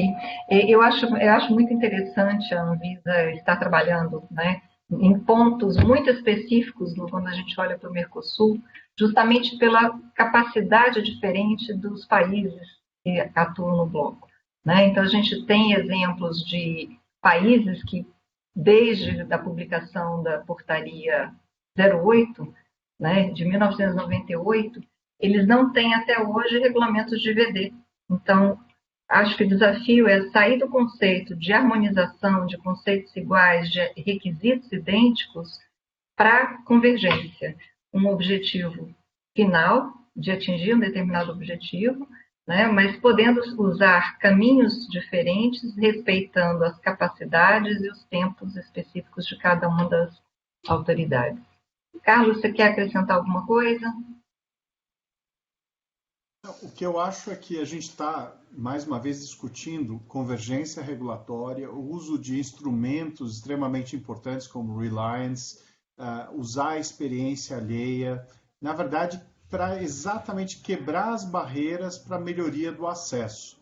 Então, a palavra-chave final é acesso de uma forma responsável, com qualidade e unindo os diferentes atores. Então, eu só tenho aqui a parabenizar a Anvisa, as demais agências, os outros reguladores que estão nesse esforço. O MDSAP tem mostrado que foi um projeto campeão, e tanto é que ele tem não só os membros do IMDR, mas vários outros países, outras nações querendo fazer parte ou colaborando para usar o material que está lá. Então, eu acho que a gente está aqui com grandes esforços que merecem, sim, o aplauso de todos para melhorar o acesso para a população. A gente tem ainda muito o que caminhar, mas estamos todos no caminho certo. Ok, muito obrigada, Carlos. Nós estamos com um tempo um pouquinho apertado, então a gente vai passar para o próximo bloco, né, que traz algumas perguntas específicas relacionadas a estudos de desempenho, evidência clínica e os regulamentos de EVD. A primeira pergunta ela é direcionada à Kívia, né, e a gente queria que ela explorasse um pouquinho sobre a evidência clínica gerada no Brasil, se ela pode ser utilizada em avaliações clínicas para marcação de CE. Uhum. Eu, na verdade, gostaria de aproveitar um pouquinho essa pergunta para enfatizar que provavelmente um dos grandes desafios dos fabricantes de produtos para diagnóstico in vitro vai ser o preparo do relatório de avaliação de desempenho, porque ele agora deve incluir dados que demonstrem a evidência clínica do produto. E essa evidência clínica, ela tem que ter o suporte, ela tem que ter tanto quantidade quanto qualidade. E claro que assim, a quantidade vai depender também a quantidade de dados clínicos, né? Vai depender da classe do produto para diagnóstico. Quanto mais alta a classe de risco, mais dados serão necessários, né? E vai ser necessário ter dados clínicos para demonstrar e para corroborar a finalidade prevista do produto, os requisitos gerais de segurança e desempenho, qualquer tipo de aspecto de inovação que esse produto tenha, e também as afirmações ou alegações clínicas usadas para divulgação. Então, assim, esse é um termo um pouquinho, no português, talvez é um pouquinho ainda estranho, é o que em inglês é chamado de claims, que é aquilo que o fabricante diz que o seu produto é capaz de fazer, né?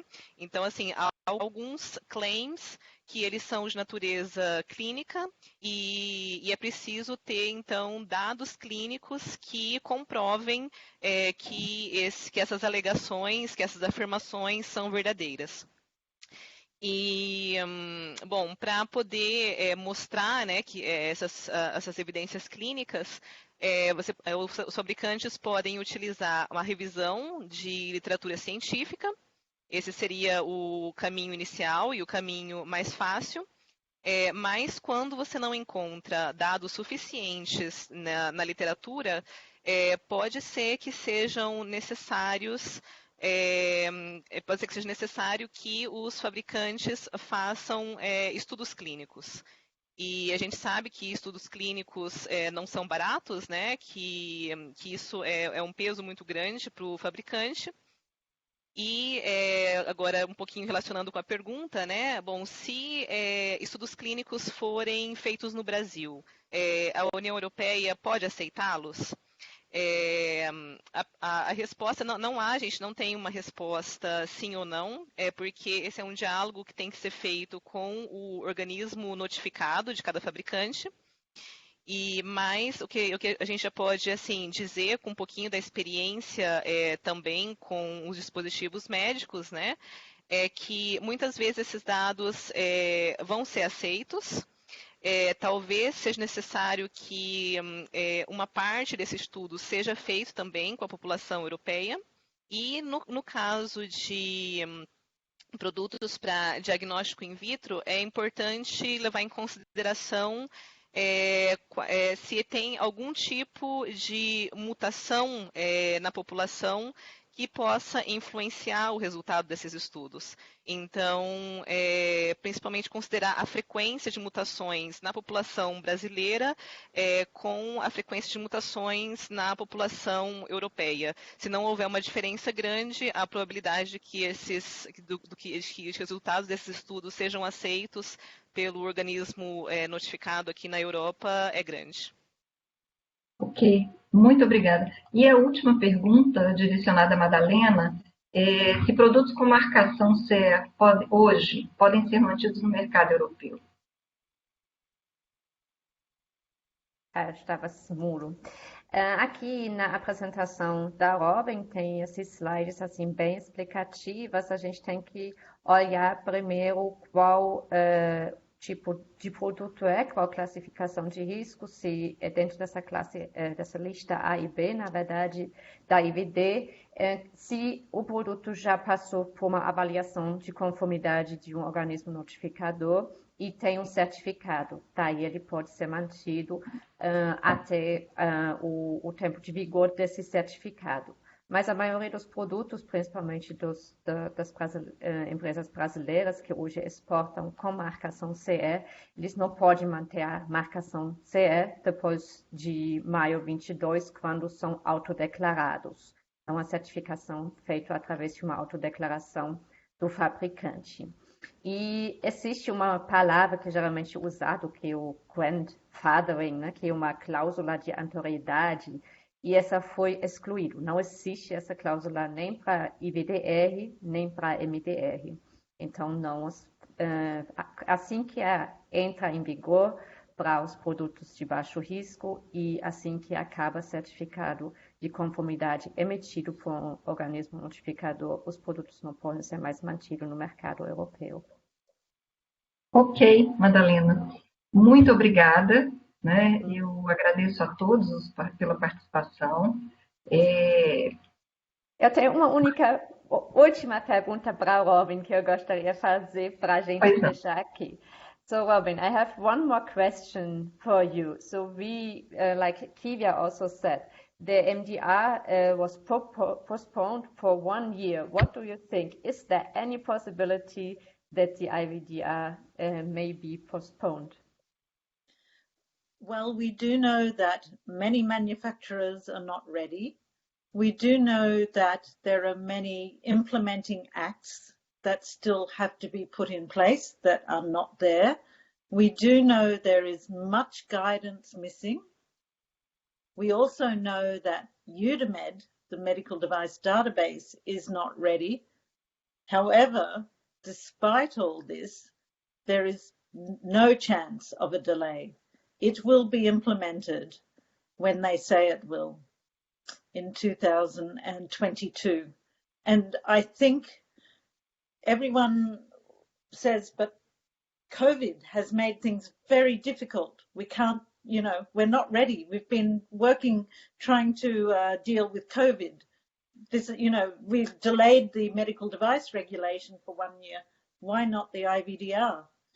But the problem is COVID has shown us the weaknesses of the current system, of the current directive.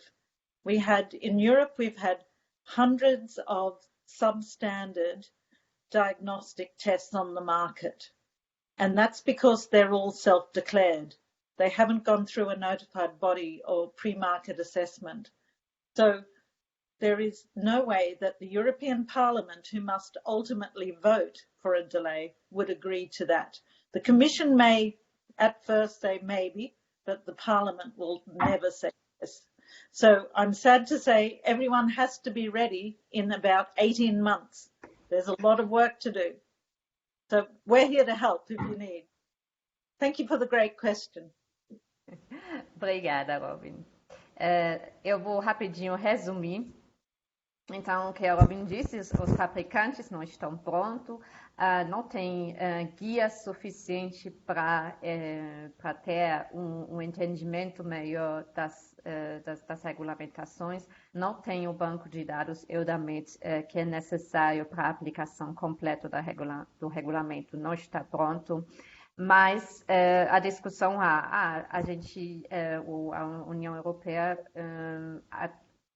mudou o prazo para MDR por causa de Covid, porque não fazer a mesma coisa com IVDR. Mas a verdade é que Covid, a pandemia, mostrou as fraquezas da autodeclaração, das avaliações de conformidade, especialmente para produtos recém-desenvolvidos, para uma doença assim, que tomou tanto o mundo, que são os testes que são usados na Europa também para a detecção de Covid, que muitos desses não têm não são de qualidade boa suficiente, porque eles não